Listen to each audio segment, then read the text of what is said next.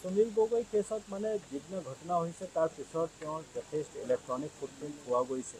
এতিয়া তেওঁক লোকেট কৰিবলৈ চেষ্টা চলাই থকা হৈছে, কিন্তু তেওঁ আছে আৰু তেওঁৰ ফুটপ্ৰিণ্ট আমি পাইছোঁ, কিন্তু আনফৰ্চুনেটলি একদম 100% লোকেট কৰিব পৰা নাই। তেওঁ মোবাইল চেঞ্জ কৰি আছে, কিন্তু আদাৰৱাইজ তেওঁৰ ফুটপ্ৰিণ্ট যথেষ্টখিনি পোৱা গৈছে। CIDৰ হাতত আছে, এভিডেঞ্চ ময়ো দেখিছোঁ। মানে অসমৰ বাহিৰত আছে, অসমৰ বাহিৰত আছে। সুনীল গগৈ কেছত মানে যিদিনা ঘটনা হৈছে তাৰ পিছত তেওঁৰ যথেষ্ট ইলেক্ট্ৰনিক ফুটপ্ৰিণ্ট পোৱা গৈছে।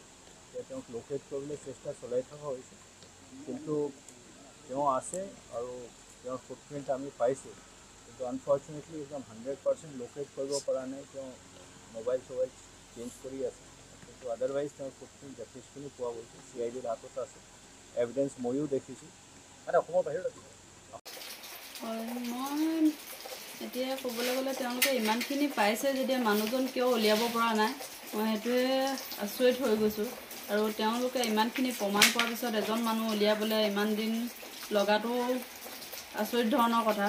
আৰু তেওঁলোকে এতিয়া মোৰ এটাই হৈছে, তেওঁলোকৰ ওপৰত মোৰ বিশ্বাস নাইকিয়া নিচিনা হৈছে। আৰু তেওঁলোকে যিয়ে নকওক, যিজনেই যি নকওক লাগে, মানুহজন যেতিয়ালৈকে তেওঁলোকে উলিয়াই দিব নোৱাৰে মই কাৰো কথা বিশ্বাস নকৰোঁ। কাৰণ কিয়, তেওঁলোকে আজি ৰ'দ আছে বুলি ক'ব, কাইলৈ ৰ'দ আছে বুলি ক'ব, তেওঁলোকে কৈ থাকিব, কিন্তু মানুহজন উলিয়াব কিয় নোৱাৰে।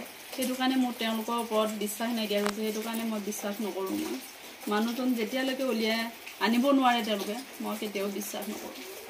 কি বুলি ক'ম মই, মানে তেওঁলোকক জয়ন্ত গোস্বামী আনিলে হয়তো আৰু বহুত লোক ওলাই পৰিব, তেওঁলোকৰ ডাঙৰ ডাঙৰ মানুহ তাত সাঙুৰ খাব পাৰে।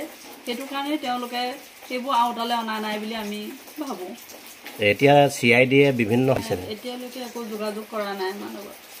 তেওঁলোকে কিবা জনাইছে নেকি আপোনালোকক? একো জনোৱা নাই আমাক। সেইদিনাখনেই তেওঁলোকক মতাৰ পিছত একো খবৰ পোৱা নাই। আৰু তেওঁলোকে তেনেকৈ সপ্তাহ দিনৰ মূৰে মূৰে আমাক অকণমান শাস্তি দি থাকিব, আৰু যেতিয়া মন যায় তেতিয়াই আমাক ঘৰখনক জুৰুলা কৰিম বুলিয়ে ভাবি তেওঁলোকে এনেকুৱা কৰি আছে।